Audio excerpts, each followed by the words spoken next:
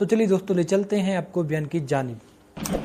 خواجہ حسن بصری رحمت اللہ علیہ کوٹھے پہ بیٹھا ہوا قرآن مجید کی تلاوت کر رہا ہے، جہنم کے عذاب کی آیت آ گئی۔ خواجہ حسن بصری اتنا رویا پتنالے میں سے آنسوؤں کا پانی نیچے ٹپکنے لگا۔ ایک آدمی جو پرنالے کے نیچے سے گزرا، اس کی پگڑی پہ چند ٹکڑے چند قطرے ٹپکے۔ اس نے کہا کون ہے؟ شرم نہیں آتی؟ میری پگڑی خراب کر دی، پلیت پانی نل پتنالے میں سے پھینکا، میرے کپڑے خراب کر دیے۔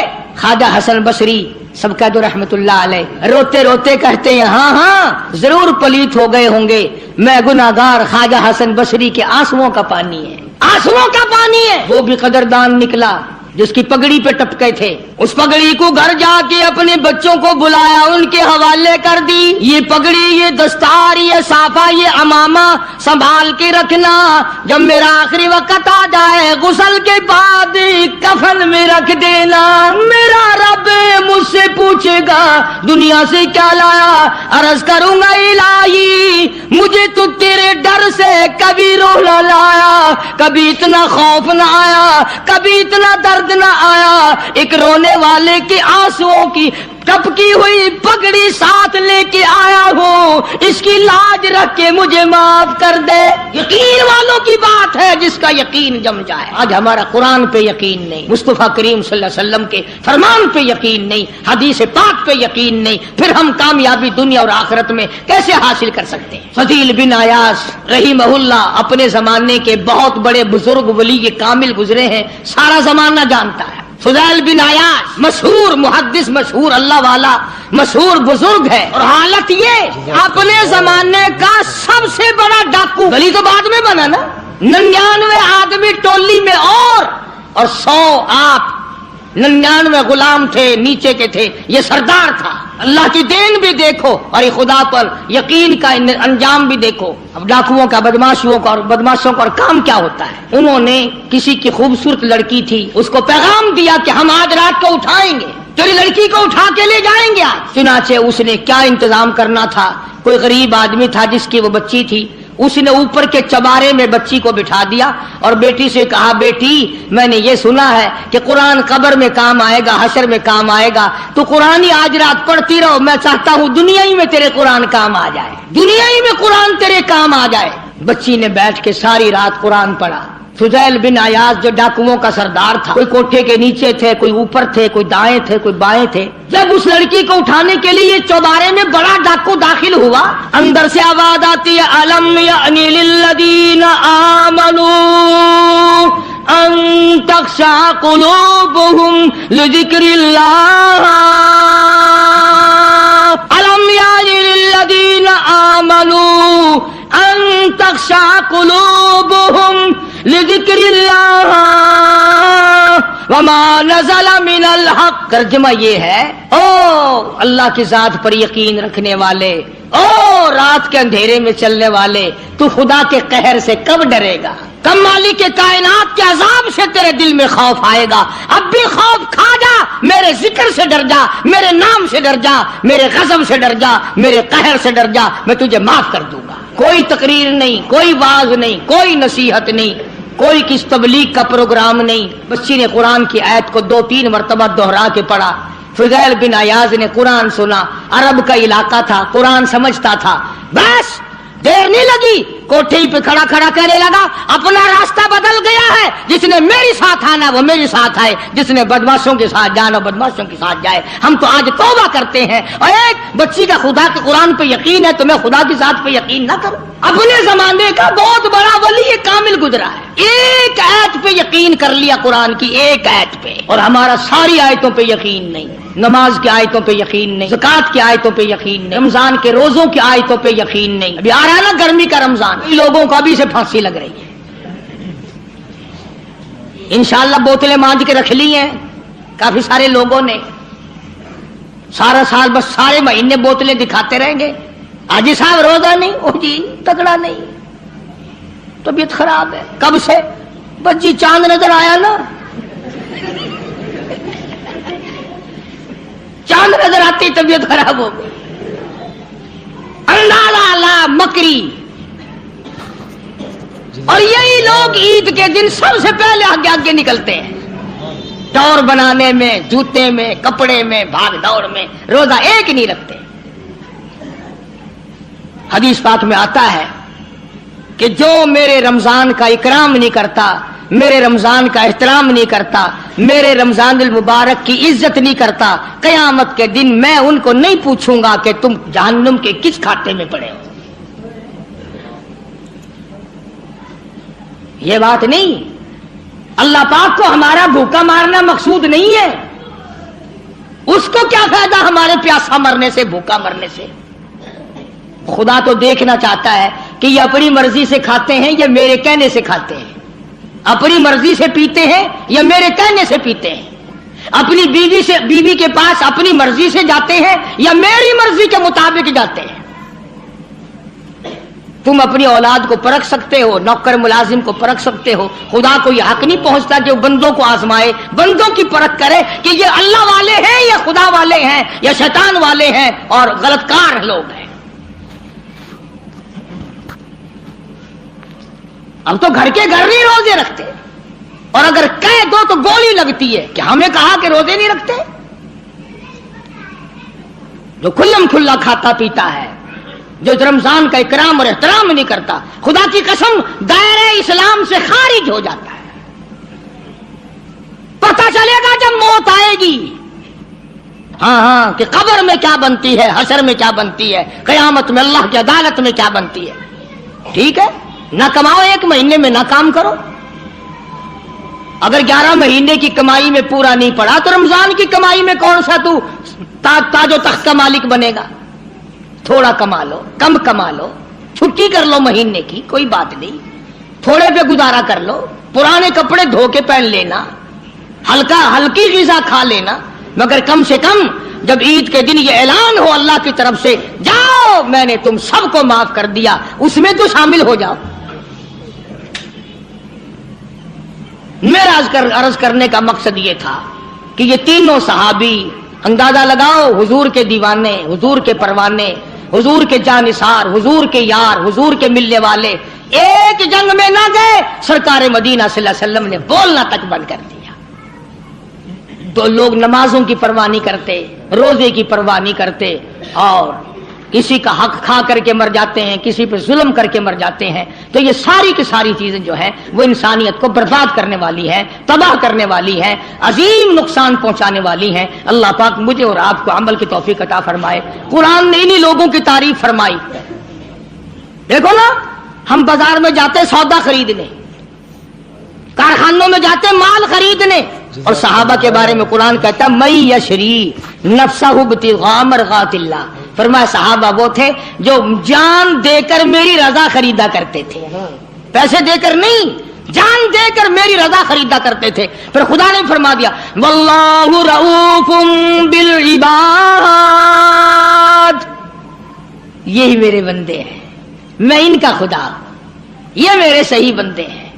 اور پھر آگے ہم جیسوں کو فرمایا یا ایھا الذین آمنوا ادخلوا فی السلم کافہ، اسلام میں پورے داخل ہو جاؤ، یوں نہیں کہ آدھا تیتر آدھا بٹیر، مسلمان بھی کہلاؤ اور کافروں والے کام بھی کرو، ایسا نہ کرو۔ ادخلوا فی السلم کافہ، اسلام میں پورے داخل ہو جاؤ۔ ولا تتبعوا خطوات الشیطان، شیطان کی پیروی نہ کرو۔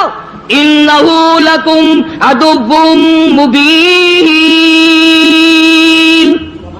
وہ تمہارا کھلم کھلا دشمن ہے، سراسر دشمن ہے، صریحاً دشمن ہے، اس کی نہ مانو، میم کالی کملی والے کی مانو۔ فَإِن زَلَلْتُم مِّن بَعْدِ مَا جَاءَتْكُمُ الْبَيِّنَاتُ فَاعْلَمُوا أَنَّ اللَّهَ عَزِيزٌ حَكِيمٌ۔ قرآن کے آ جانے کے بعد بھی اپنے آپ کو پھسلانا نہیں، اپنے آپ کو تباہ نہیں۔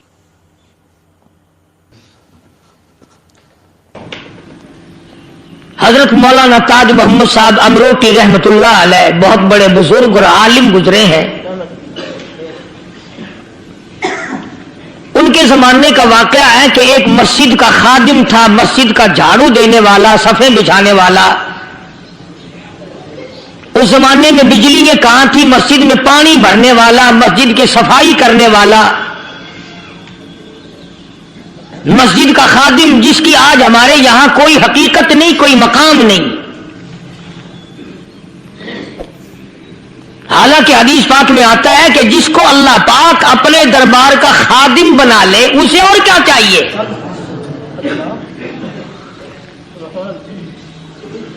صدر کے ایوان صدر کے جھاڑو دینے والے کو فخر ہے میں ایوان صدر کا خادم ہوں، گورنر ہاؤس کے جھاڑو دینے والے کو فخر ہے میں گورنر ہاؤس کا خادم ہوں، کمشنر کے خادم کو فخر ہے میں کمشنر کا خادم ہوں، اور یہاں کوئی فخر نہیں کہ میں اس حکم الحاکمین کے دربار کا ایلچی ہوں۔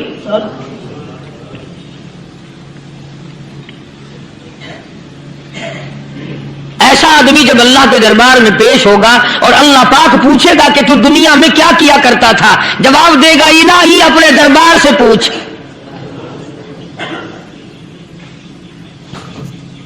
تو مسجد کا خادم تھا، نیک آدمی تھا، لوگوں کو اس کی حقیقت کا پتہ نہ تھا۔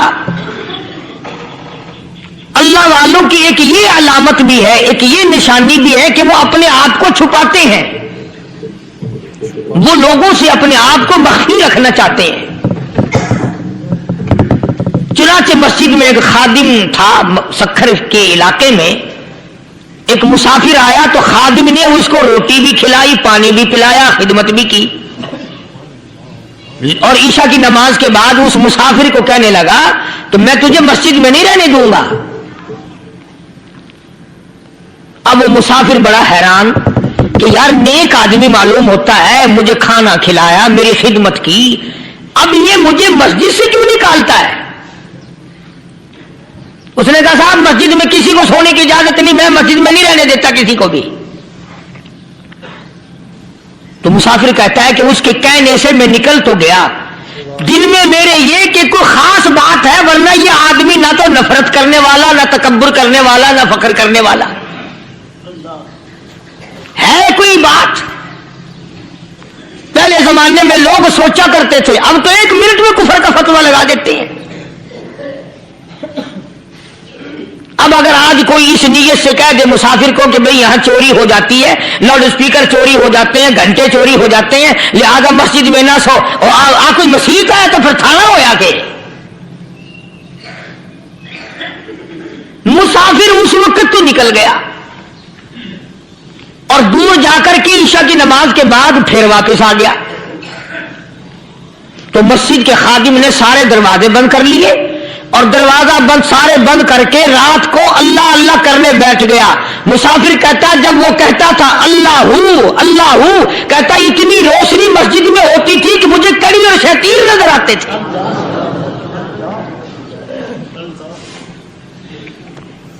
ساری رات وہ نہ سویا۔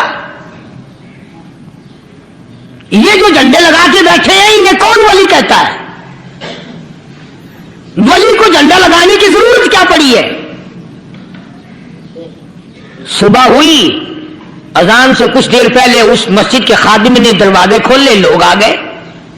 اب اس مسافر نے تو حال دیکھ لیا تھا، صبح کی نماز کے بعد کہنے لگا حضرت جی آپ نے چھپانے کی تو بڑی کوشش کی، پر میں نے پھر بھی دیکھ لیا،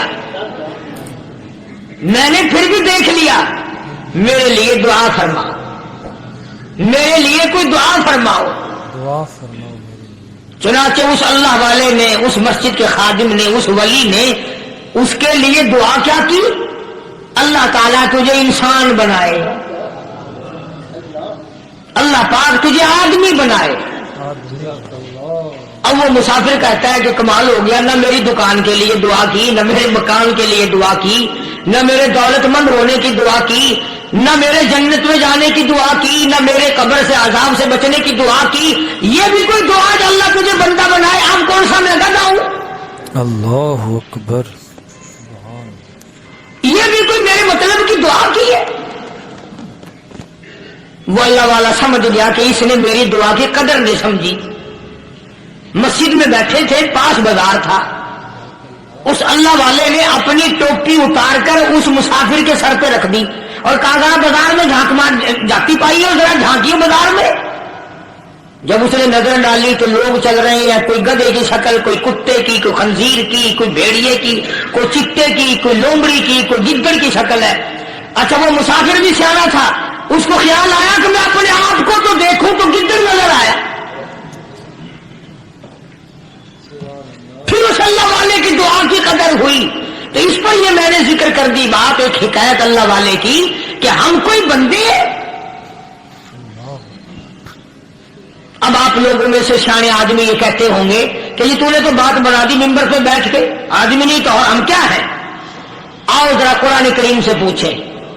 فرمایا لہم قلوب لا یفقہون بہا، اللہ پاک جل شانہ فرماتے ہیں جس کا دل قرآن کریم سمجھنے کا عادی نہیں، لہم قلوب لا یفقہون بہا، جس کا دل قرآن سمجھنے کے لیے تیار نہیں، وَلَهُمْ أَعْيُنٌ لَا يُبْصِرُونَ بِهَا، جس کا کان اللہ کا قرآن سننے کے لیے تیار نہیں،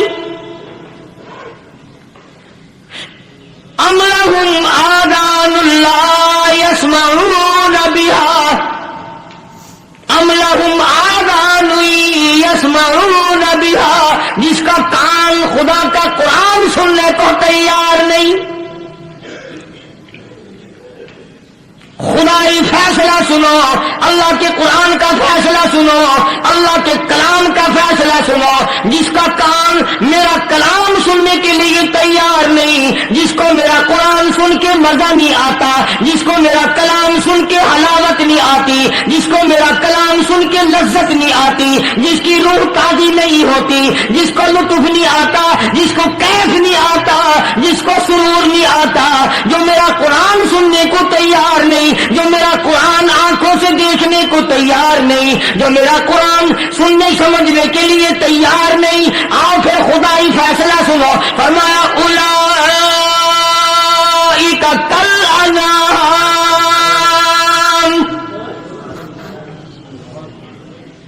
میرا فیصلہ نہیں، کسی پارٹی کا فیصلہ نہیں، کسی فرقے کا نہیں، کسی طبقے کا نہیں، کسی جماعت کا نہیں، فرمایا اولئک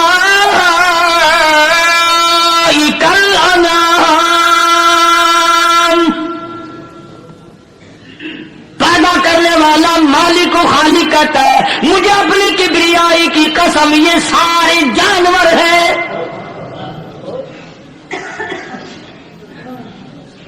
یہ سارے کے سارے جانور ہیں، یہ درندے ہیں جو ایک دوسرے کو چیر پاڑ کر کھاتے ہیں، یہ درندے ہیں جو ایک دوسرے کا خون پیتے ہیں۔ فرمایا بل ہم اضل، جانوروں سے بھی بدتر، جانوروں سے بھی جس کے دل میں قرآن سن کر ترس نہیں، جس دل میں رحم نہیں، اپنے سے کمزور دیکھ کر جس کے دل میں شفقت نہیں، مہربانی کا مادہ نہیں، فرمایا وہ کوئی بندہ ہے، وہ تو جانور ہے، اور خدا غضب میں آ گیا، فرمایا بل ہم اضل، اس سے بھی بدتر۔ اللہ والے جو ہے وہ ان خصلتوں کو دور کراتے ہیں، اور وہ آدمی کے مزاج اور دل میں سے ایسی چیزیں نکالتے ہیں جو اس کی بربادی کا ذریعہ بنتا ہے۔ دل کی بیماریوں کا کسی کو فکر نہیں، بخار ہو جائے آپ چڑھ جائے آپ کو پتہ چل جاتا ہے، نزلہ ہو جائے آپ کو پتہ چل جاتا ہے، کھانسی ہو جائے پتہ چل جاتا ہے، دل کی بیماریوں کا کیا پتہ چلے؟ صحابہ اکرام رضوان اللہ تعالی علیہ مجمعین کی جماعت کے اللہ پاک کے محبوب حضرت محمد رسول اللہ صلی اللہ تعالی علیہ وسلم نے دلوں کی صفائی کی۔ پہلے لوگ جھوپڑیوں میں کچے کوٹھوں میں رہتے تھے، نہ اتنی صفائی تھی نہ اتنی ترقی تھی۔ آج برتنوں کی صفائی دیکھو، کپڑوں کی صفائی دیکھو، مکان کی صفائی دیکھو، رات دن بس اسی دھندے میں لگے ہوئے، سارا دن برتن دھونے سے فرصت نہیں، سارا دن کپڑوں کے بنو اور سامان میں فرصت نہیں۔ تو اللہ والے ایسے موقع پر بڑی عجیب بات کہتے ہیں، وہی مجذوب ہے مجذوب علی رحمت کہتے ہیں بظاہر تو ہر شے میں بے حد صفائی، بظاہر تو ہر شے میں بے حد صفائی، مگر دل میں ہے گندگی انتہائی۔ بظاہر تو ہر شے میں چہرے کی صفائی، بدن کی صفائی، نہ جانے کتنی قسم کا صابن ہے، نہ جانے کتنی قسم کے پاؤڈر ہے، نہ جانے کتنی قسم کے شیمپو ہے، نہ جانے کتنی قسم کے کپڑے ہیں، کیا چال ڈھال ہے، کیا نئے نئے ڈیزائن ہے۔ مجذوب کہتا ہے سب کچھ دیکھ لیا، بظاہر تو ہر شے میں بے حد صفائی، مگر دل میں ہے گندگی انتہائی۔ جس یار کی بیٹھک میں بیٹھ کے کھانا کھایا، جس رشتہ دار کی بیٹھک میں بیٹھ کے کھانا کھایا، اسی کی بہن کو دیکھ کر آبرو پہ ڈاکہ ڈالنے کا پروگرام ہے۔ جس دوست کے گھر میں بیٹھ کے کھانا کھایا، اسی دوست کی بیوی کی عزت لوٹنے کا پروگرام ہے۔ پرانے زمانے میں اب بھی دلی جیسے شہر میں اگر دعوت کی جاتی ہے تو وہاں ایک تشتری میں نمک آتا ہے سب سے پہلے۔ عرب میں بھی دستور تھا پرانے زمانے میں، اگر کوئی دعوت کرتا، کوئی تقریب کرتا، سب سے پہلے نمک آتا تھا۔ ایک ایک انگلی ہر شخص نمک چاٹتا تھا۔ کیا مطلب؟ جس نے نمک چاٹ لیا اب وہ نمک حرامی نہیں بنے گا۔ اس گھر میں چوری کرنا، اس گھر کی آبرو کا غلط تصور لانا، اس گھر کے مال میں خیانت کرنا وہ حرام سمجھتا تھا جس گھر کا میں نے نمک چکھ لیا۔ اور مسلمانوں کی بات نہیں، ہندوؤں کی بھی یہ باتیں تھی۔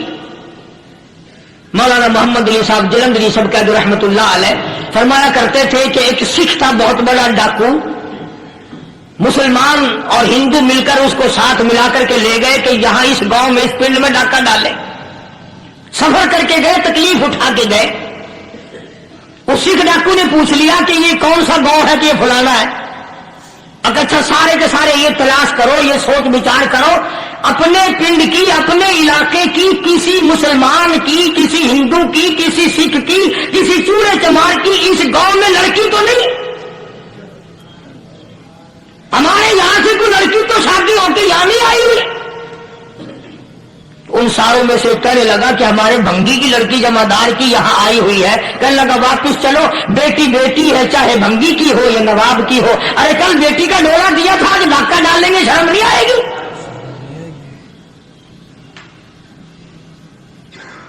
آج وہ تصور کہاں چلے گئے؟ اور ہم سب روتے پھرتے ہیں سکون نہیں، اطمینان نہیں۔ ارے اطمینان آئے گا کیسے؟ ہمارے دل بے ایمان ہے، نیتیں خراب ہے، آئے گا کہاں سے؟ صحابہ کرام رضوان اللہ تعالی علیہ مجمعین کی جماعت نے اس قدر اس بات پہ محنت کی اور کوشش کی کہ غلط لقمہ بھی پیٹ کے اندر نہ چلا جائے۔ چنانچہ میں علی الاعلان کہتا ہوں 1,29,000 صحابہ کرام، کالی کملی والے کے دیوانے اور پروانے، حضور کے یار جانثار، حضور کے ساتھ پھاقا کھانے والے، پھاقوں مرنے والے، پتھر کھانے والے، اپنے بچوں کے ٹکڑے ہوتے ہوئے دیکھ کر لا الہ الا اللہ محمد الرسول اللہ کی صدا بلند کرنے والے صحابہ کرام کا یہ حال تھا۔ پیدل سفر کر کے جاتے تھے یہودی عیسائی، شام نکل گئے، فلسطین نکل گئے، ہندوستان آ گئے، 2 سال لگ جاتے تھے۔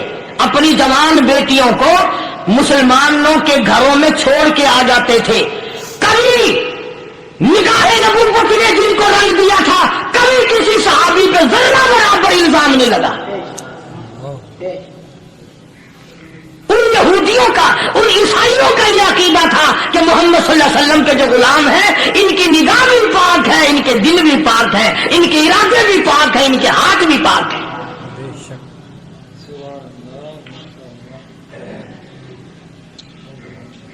مصر کے گورنر نے، مصر کے جنرل کرنل نے خط لکھا سیدنا فاروق اعظم رضی اللہ تعالی عنہ کی خدمت میں، دور خلافت ہے حضرت فاروق اعظم کا۔ کیا خط لکھا کہ حضور مجھے کافی وقت گزر گیا ہے، اور فلاں علاقے میں آپ کے حکم سے ہم نے جانا ہے اور راستہ صرف ایک ہے اور اس راستے میں جال بچھا دیا گیا. اب مجھے مشورہ دیں میں کیا کروں, حکم دیں مجھے. جال کیا بچھا دیا گیا کہ ہمیں پتہ چل گیا ہے عیسائیوں نے پروگرام بنایا, سینکڑوں لڑکیاں تلاش کر کر کے بڑی خوبصورت حسینہ اکٹھی کی ہیں, ان کو گانے بجانے کی ٹریننگ دی ہے, ان کو اچھی اچھی آوازوں والی لڑکیاں ڈھونڈ کے لائے ہیں اور انہوں نے یہ پروگرام بنایا کہ جب مسلمانوں کی فوج اس گلی سے گزرے گی ان کوٹوں کے اوپر چڑھ کے گانا بجانا کریں گے تاکہ ان کے دل میں بدماشی آئے اور ان کا بیڑا نہ رکھو.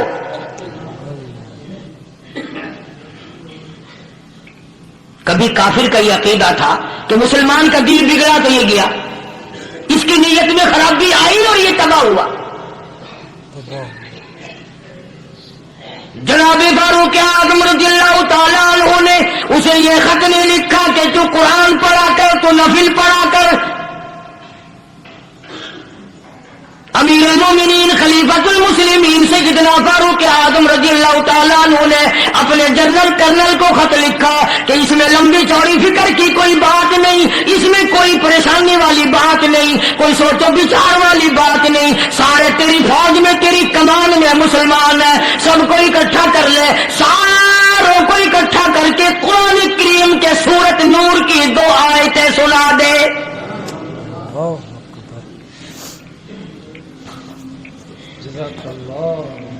یہ بھی نہیں فرمایا کہ سزا سناؤ, اتنے کوڑے لگیں گے, جو خلاف کرے گا یوں قید ہوگی, یہ کورٹ مارشل کر دیا جائے گا, کچھ نہیں. جناب فاروق اعظم رضی اللہ تعالیٰ عنہ کی رائے دیکھو, ان کے خیال میں قرآن کریم میں اتنی بڑی طاقت ہے, اتنی بڑی عظمت ہے, اتنی بڑی کرامت ہے, کلام الہی میں اتنا بڑا شرف ہے. اعلان کر دیا, فرمایا اپنے کرنل کو ساری فوج کو لشکر کو اکٹھا کر کے قرآن کریم کی فلاں فلاں آیت سنا دے.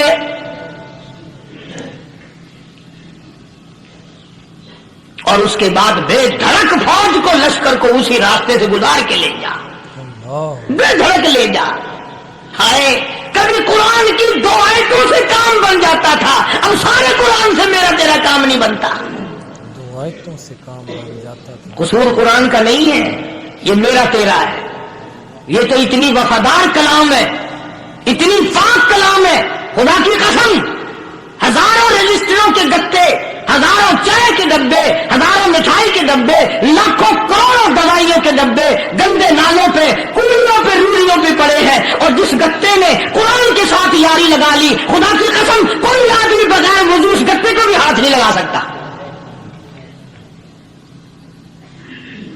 ہزاروں میل لاکھوں کپڑے مارکیٹ میں پڑے, پر جس کپڑے نے قرآن سے یاری لگا لی, جو کپڑا جسدان بن کر قرآن پہ چڑھ گیا, لوگ اس کو بھی چومتے ہیں اور چومنا چاہیے.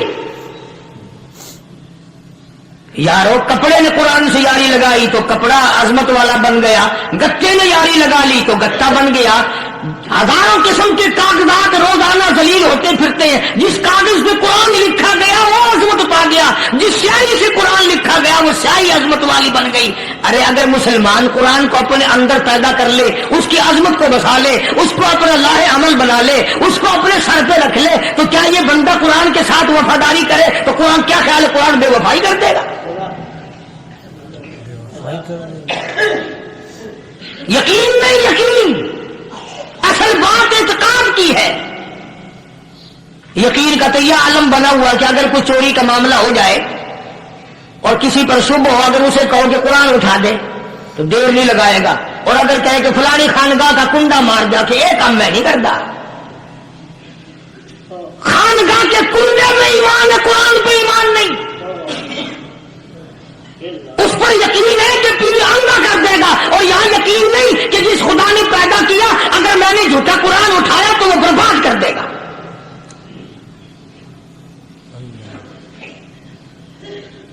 عجیب عجیب لوگ. چنانچہ مصر کے کرنل نے, مصر کے جنرل نے ساری فوج کو اکٹھا کر لیا. اس نے بھی یہ بات تو نہیں کہی کہ فاروق اعظم کو دوبارہ خط لکھتا کہ حضرت یہ تو 2 آیتیں آپ نے لکھی, یہ تو سارا قرآن روز پڑھتے ہیں, پر بنے گا کیا؟ جیسے فاروق اعظم کا یقین تھا، فاروق اعظم کی فوج کے کرنل کا بھی یقین ہے، فاروق اعظم کے فوج کے جنرل کا بھی یقین ہے. اس نے ساری فوج کو اکٹھا کیا، لشکر کو جمع کیا، اور اس کے بعد کہنے لگا قل للمؤمنین یغضوا من ابصارکم ویحفظوا فروجہم ذالک ازکی لہم ان اللہ خبیر بما یصنعون. او لوگو، خدا تمہیں کہتا ہے اپنی آنکھوں کی حفاظت کرو.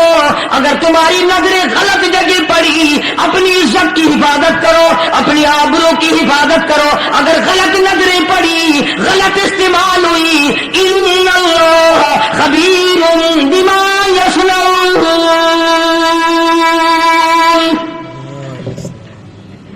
اللہ پاک تمہارے ساتھ ساتھ ہے، وہ ہر چیز کو دیکھتا جائے گا، وہ ہر چیز تمہاری دیکھے گا. چنانچہ تاریخ شاہد ہے، ابن حشام نے لکھا ہے، ابن خلدون نے لکھا ہے، اور کئی مورخین نے لکھا ہے کہ جب مسلمان جنرل نے، مسلمان کرنل نے اپنی فوج کو قرآن کی 2 آیتیں سنائی اور اس کے بعد حکم دیا چلو، تمام کا تمام لشکر چل رہا ہے، ادھر ڈھول بجا، دھماکے بجے، گانا شروع ہوا، گانا بجانا شروع ہوا، ساری فوج نکل گئی، سارا لشکر چلا گیا. لڑکیوں نے دیکھا کہ یہ تو ختم ہو گئے، نیچے آواز دے کے کہنے لگی اور جانے والوں یہ ساری فوج کئی ہندوؤں کی فوج تو نہیں؟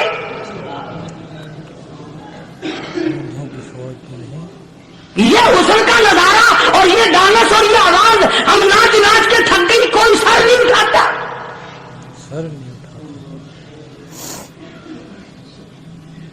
اور آج دیکھ لیں آپ،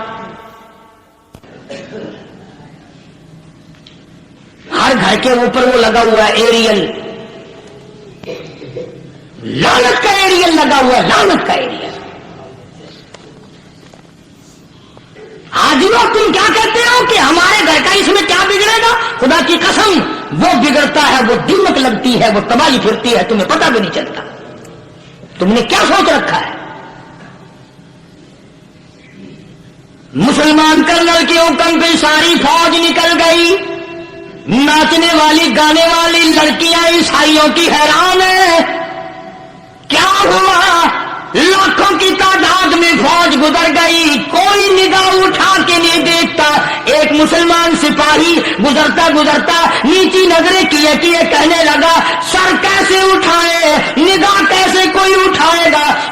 یہ سارے کے سارے اللہ کا قرآن سن کر آئے ہیں.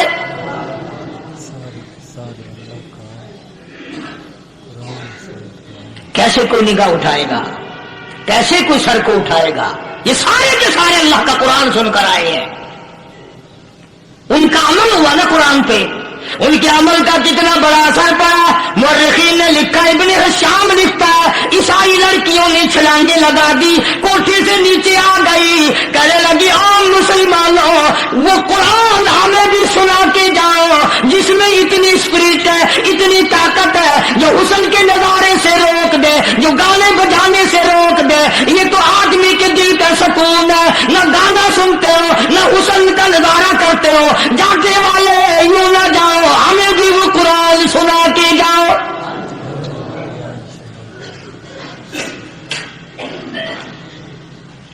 اس قرآن میں کتنی بڑی طاقت ہے، وہ کتنی عظمت ہوگی، اس میں اس کلام میں کتنی برکت ہوگی، جس کلام میں یہ تاثیر ہے کہ وہ ایسی ایسی چیزوں سے روک دیتا ہے. چنانچہ ایک مسلمان سپاہی چلتا بھی جاتا ہے اور کہنے لگا وَقُلْ لِلْمُؤْمِنِينَ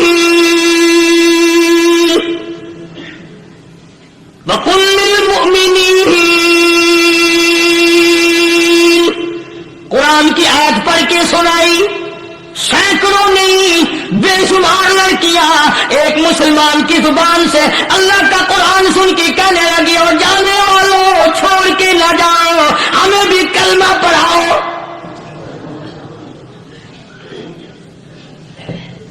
جتنی بھی وہ ناچنے گانے والی تھی تمام کے تمام کلمہ پڑھ کر مسلمان بن گئی. اور مورخین نے لکھا ہے آخری دم تک قرآن کی شادائی اور دیوانی بن کے گزری ہے. پھر وہ لڑکیاں جو رات دن حسن و جمال کا پیکر بنی رہتی تھی، علماء نے لکھا ہے جب موت آئی ایک ایک کے بدن میں کپڑے لباس میں موت آئی تو 50-50 ٹاٹی لگی ہوئی تھی.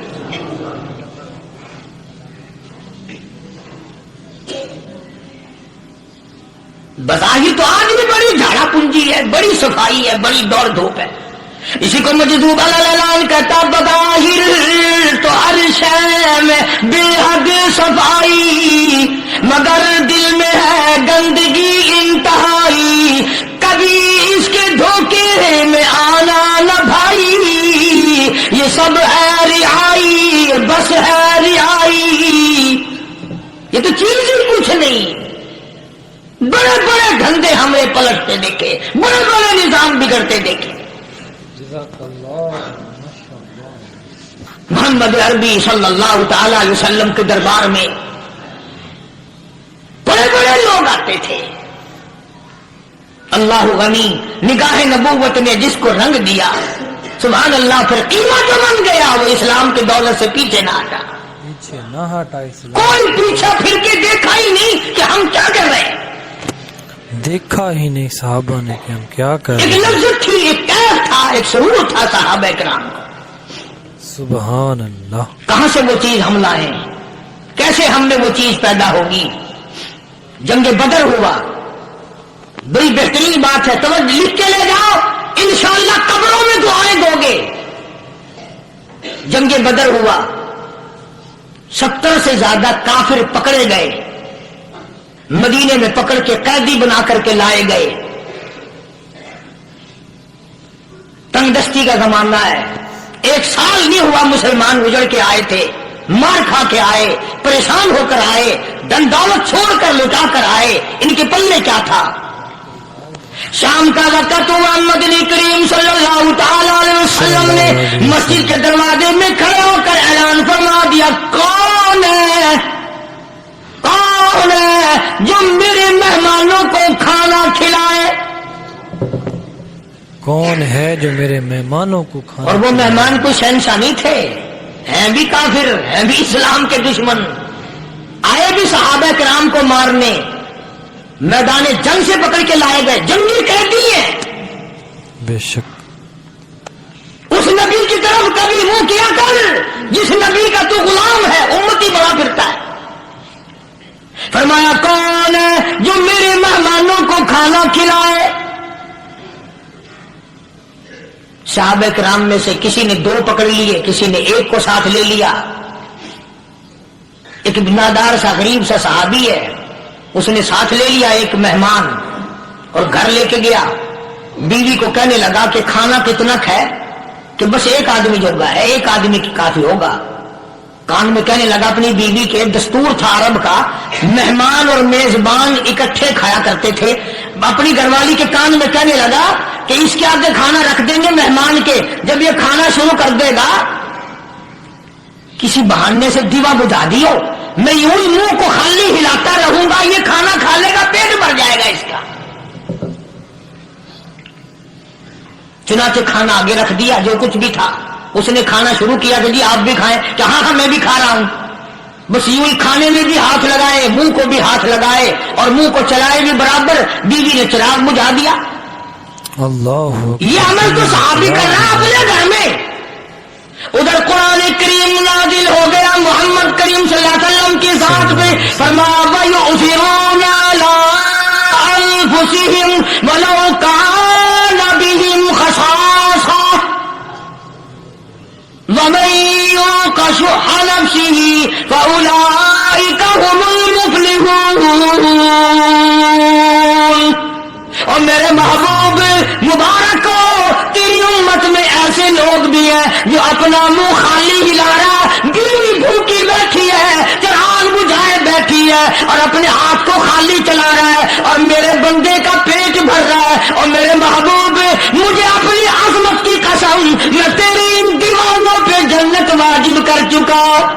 سبحان اللہ، تیرے ان دیوانوں پہ جنت واجب کر چکا ہوں سرکار. اب حضور صلی اللہ علیہ وسلم نے تو ان کو نہیں سکھایا تھا کہ تو جا کے ایسا کرنا، قدرتی مزاج ایسا بنا دیا تھا. एक और मौका है मदीने पाक में, जंगी कैदी और जगह से इसी तरह से आए। एक सहाबी एक और आदमी को, जंगी कैदी को काफिर में घर ले गया। बीवी कहने लगी कि एक ही आदमी का खाना है बस। उन्होंने कहा इसको दे दो, इसको दे दो। वो काफिर जंगी कैदी कहने लगा जी आप भी खाएं। कहने लगा भी बात है साफ, एक आदमी का खाना है, तू खाना खा, मैं दरख्त के पत्ते चबा लेता हूं। सुभान अल्लाह। वो कहने लगा मैं खाऊंगा पत्ते। उन्होंने कहा तू रईस आदमी है मक्के का, मैं पुराना गरीब हूं, मुझे पत्ते चबाने की आदत है, तेरे पेट में दर्द ना हो जाए, मैं आदी हूं पत्ते चबाने का। उसने पत्ते चबा लिए। काफिर मुसाफिर और मेहमान जो था जंगी कैदी, उसको खाना खिला दिया। दूसरे दिन फिर ऐसी नौबत आई। उसने कहा आप भी मेरे साथ खाना खाएं। लगा नहीं भाई तू खा, मैं पत्ते चबाने का आदमी हूं। 2 दिन तो उस काफिर ने खाना खा लिया, और जब तीसरे दिन उसके आगे खाना आया, उन्होंने कहा भाई तू ही खा, बस इतना ही खाना है, मैं तो मियां बीवी हम तो पत्ते चबा लेंगे। और कहने लगा तुम खुद पत्ते चबाते हो, दुश्मनों को खाना खिलाते हो, आज मेरी भी एक शर्त है, पहले कलमा पढ़ा फिर खाना खिला। पहले कलमा पढ़ा फिर खाना खिला। अल्लाह अकबर अल्लाह। आज मेरी भी एक शर्त है, मेरी भी शर्त है। आज 2 दिन के अमल ने कुफर को मिटा दिया, इस्लाम चमक गया। सलाम चमक 2 दिन के अमल ने, मेरा तेरा 60 साल का अमल है, कभी किसी काफिर को मुसलमान बनाया? उल्टे काम, हर गलत हर मामला उल्टा ही है। हर आदमी बेजार होता है, यार दीन तो कुछ नहीं, यार इस्लाम कुछ नहीं, यारो ईमान कुछ नहीं। अल्लाह। इसी को कुरान करीम ने ललकार के आवाज दे के फरमा दिया लोगो ऐसी गड़बड़ न करो वरना मैं वो खुदा हूं। फअखज़तकुम साहिक़तु व अंतुम तंज़ुरून। वांतुम तंजुरून। जिब्रील अमीन ने एक चीख मारी, सारी कौम के जिगर फट गए। सारी कौम के जिगर मैं वो खुदा हूं, ला तरकुबू वरजिऊ इला मा उतरिफ्तुम फीहि व मसाकिनिकुम लअल्लकुम तसअलून। लअल्लकुम तसअलून। लोग मकान छोड़ के भागते हैं, माहौल छोड़कर भागते हैं, माशरा छोड़ करके भागते हैं। खुदा कहता आओ, जिन मकानों पे तुम्हें नाज था वो ये खड़े भाग कर रहे। इसी को कुरान करीम कहता है इन्नल्लज़ीना क़ालू रब्बुनल्लाह सुम्मा इस्तक़ामू। वो आदमी जिसने ला इलाहा इल्लल्लाह मुहम्मदुर रसूलुल्लाह सल्लल्लाहु अलैहि वसल्लम पढ़ा, अल्लाह की तौहीद का इकरार कर लिया, ओ मेरे मालिक तेरे सिवा मेरा कोई मुश्किल कुशा नहीं, हाजत रवा नहीं, मेरे दिल के भेद को जानने वाला नहीं, मेरी बिगड़ी बनाने वाला कोई नहीं, उजड़ों को बसाने वाला कोई नहीं, खेती को आबाद करने वाला कोई नहीं, एक दाने से सैकड़ों दाने बनाने वाला तेरे सिवा कोई नहीं। तेरे सिवा कोई नहीं। अल्लाह। खेतों में जाओ, कभी ये तो सोचो कि दुनिया में हुकूमतों ने कितने मिल लगा रखे हैं, चीनी के शक्कर के कितने मिल हैं, कितने डिपो हैं, फिर भी किल्लत हो जाती है। और ये अल्लाह मियाँ ने कितना मीठा केले में, संतरे में, माल्टे में, अंगूर में, सेब में। कभी ये भी सुना कि अल्लाह मियाँ का शुगर मिल फला इलाके में लगा हुआ है?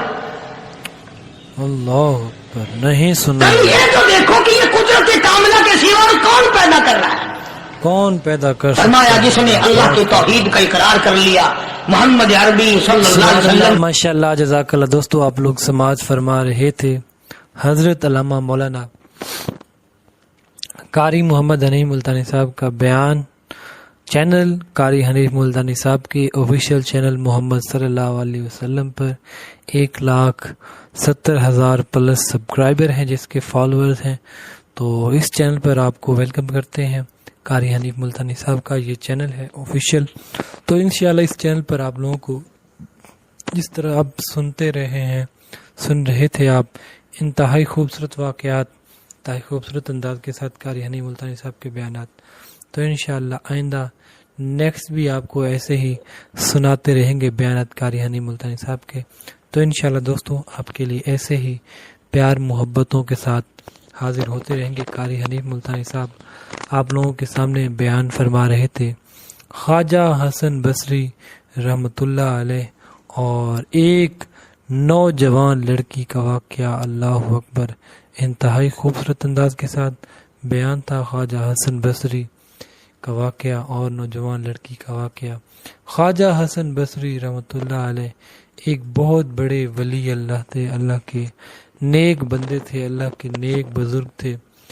اللہ پاک کے حکم کے مطابق جو ہے زندگی گزارتے تھے. کبھی جو ہے اللہ پاک کے حکم کے بغیر کوئی کام بھی نہ کیا. ہمیشہ جو ہے اللہ پاک کی عبادت میں مشغول رہتے خواجہ حسن بصری رحمۃ اللہ علیہ. اللہ پاک نے ان کو مرتبہ عطا فرمایا تھا, اللہ پاک نے ان کو رتبہ عطا فرمایا تھا. اللہ اکبر, اللہ اکبر, سبحان اللہ, ماشاء اللہ. انتہائی دلچسپ واقعہ تھا خواجہ حسن بصری کا. اور ڈاکو کا بھی واقعہ آپ لوگوں نے سماعت فرمایا, فضیل بن ایاز کا واقعہ. اللہ اکبر. ہم نے جو ہے بادشاہوں کی تقدیریں تو بدلتی دیکھی ہیں, لیکن ڈاکوؤں کی تقدیریں بدلتی اب دیکھی ہیں قاری حنیف ملتانی صاحب کے بیانات سے کہ ڈاکو جو ہے وہ اپنے علاقے کا بہت بڑا ڈاکو تھا, ڈاکوؤں کا سربراہ تھا. فضیل بن ایاز ہر وقت جو ہے ڈاکہ زنی میں مصروف رہتا تھا. فضیل بن ایاز جو ہے جب بھی اسے موقع ملتا, جب بھی اسے جو ہے پلہ پڑتا, وہ جو ہے کوئی نہ کوئی کسی آدمی کو لوٹ لیتا تھا. پورے علاقے پر اس کا ہولڈ تھا, بہت بڑا جو ہے ڈاکوؤں کا اس کے پاس گروہ تھا. اور فضیل بن ایاز